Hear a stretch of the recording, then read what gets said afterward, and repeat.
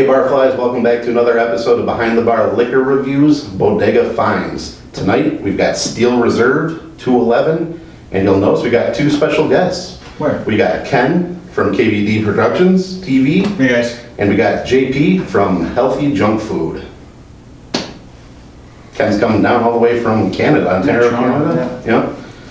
And Just to try this. JP is coming in from, I'm coming in from Central New between Binghamton and Albany. Special K came up and hit me up, and he said, "What would you like to do?" And I told him, "I'm like, listen, I want to do the Bodega Finds.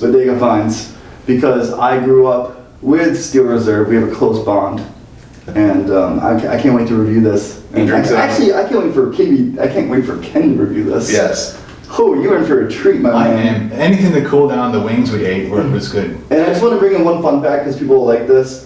This drink was actually shot in the movie Grandma's Boy, one of my favorite movies. Really? With Jonah Hill, one of his first movies, and they bought a 6-pack of that, and you'll notice it in a brief frame in the movie. Do you think it was like a placement?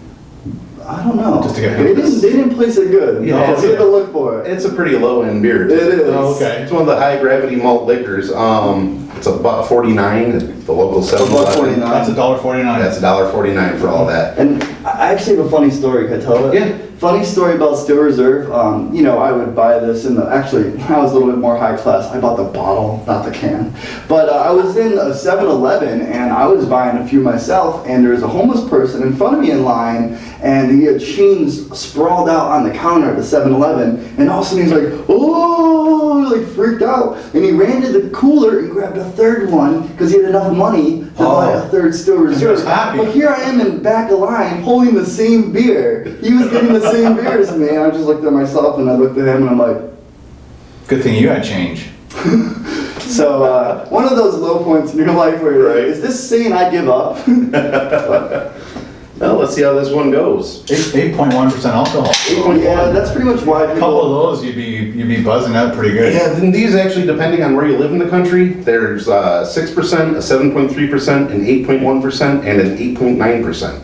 All depends on where you live in the country. Really? Yep. So who's got the 8.9? I don't know. Canada. I'm moving. 8.1 is pretty good for me, I I'm think. surprised it wouldn't be Canada because when I went there the first time, I was drinking Labatt Blue, and I was like, whoa, these are way stronger than the ones in the U.S. Yeah. So I like Molson Canadian. yeah. That's my go-to. And Corona. I liked Molson back when they put those words on all the cans. Remember that? Did they do that for you guys? Kind of like what Coke's doing, right? With all their names and Yeah. stuff. Yep. What was on the cans, or Molson. like what were the words? Oh, What did I they remember have on it? it was like random, Stuff, right? Like, Yeah. Was it sayings like they have in the Taco Bell packets? yeah, it was Yeah, all, like it was different sayings on all the okay. different bottles and Yeah. cans. I don't know if that was only a US thing or, It might have just been a So, U.S. thing, but yeah. I remember them doing that. And then, yeah, it's very similar to what they're doing with the Coke cans with the person's name on it. So, like you found Emma, by the way, What? on the Coke can. Coca. No? I always look for my name. Yeah, JP. Well, I was thinking of getting a John and a Paul, you know. Ah, okay. That's what it stands for. Sketch can. yeah, you can see it's got a pretty light body to it. Pretty clear, you can see right through this one. And yeah. Well, Cheers, guys. Cheers. Thanks for coming down to our show. Hey, thanks for having us. Hey. Anytime I can get a Definitely smells like a Steel brewery. Reserve for free. Because I don't got change lying around. Almost has an apple. No. Yeah, that's apple cider. Oh, instantly I caught that flavor. Funny because I never analyzed it. I'm usually just like, all right guys, yeah! And then I don't appreciate it. You actually This is are letting me appreciate the taste of the Steel Reserve. Yeah, I see it on your show all the time, Yeah. so. I drink them in 40 ounces.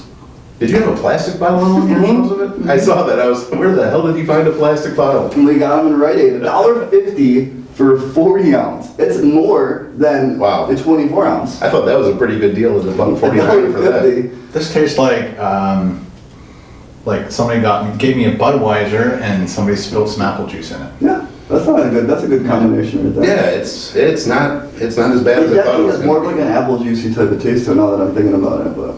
And for $1 and change, be. Yeah. I can see myself drinking a few of those. There are certain drinks or beers or whatever,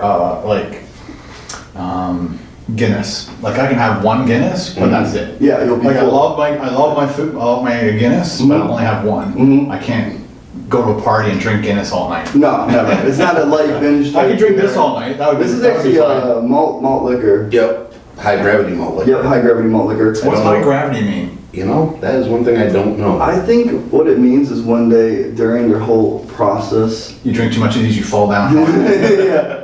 But yeah, I mean, I get ragged on all the time because, you know, a lot of my friends, they might be like beer connoisseurs. You're like, you know, JP, you're not in college anymore. You have a job. Why do you still drink Steel Reserve? And I'm like, yeah, but look how many more Steel Reserves I have. So I kind of look at it like that. I don't see the big picture. Yeah, for what it is and having such a high ABV, it's really good. Yeah. I'm surprised by this. I don't have any problems with that at all. No, it's tasty. And I know that I was reading the can earlier and it says that they use twice the ingredients of many normal lagers and brewed for over twice as long as many quality beers. I approve. So it definitely is good. I had a beer the other day and it tasted like rust. Like it was really, really strong, metallic. Yeah. Ooh. And I don't, that, like again, I only had one and that was it. I'll probably never order again. I can't remember what it was. Mhm. It was a microbrewery. Yeah, that's the chance you run with microbrews. With microbrew. You run into something that one person likes at the place and hey, we're gonna mass produce it. Yeah. And you end up with some crappy beer sometimes. So what's your rating? I'm anxious to see what you think. I don't know, I'd give it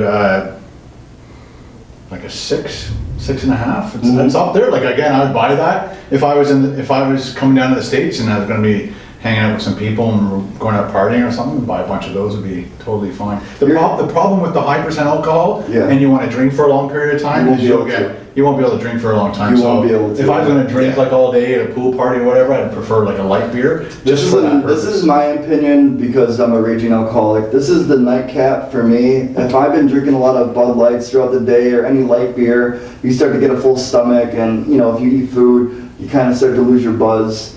Something like this, whereas hard liquor or something like this would really kind of bring you back to where you want to be. And that's just for anyone that wants to have that college fraternity. Bring you back to that high. So what are you gonna give it on the scale of 1 to 10? Well, honestly, I'm gonna give it a strong 8 because this Nice. has been with me for a while. I've never had a bad experience with it, meaning like a bad morning with it or a bad night even. I'm a responsible drinker though. I mean, I don't ever drink to excess to the point where I'm like sick. That's not what my Instagram tells me. The morning after pictures.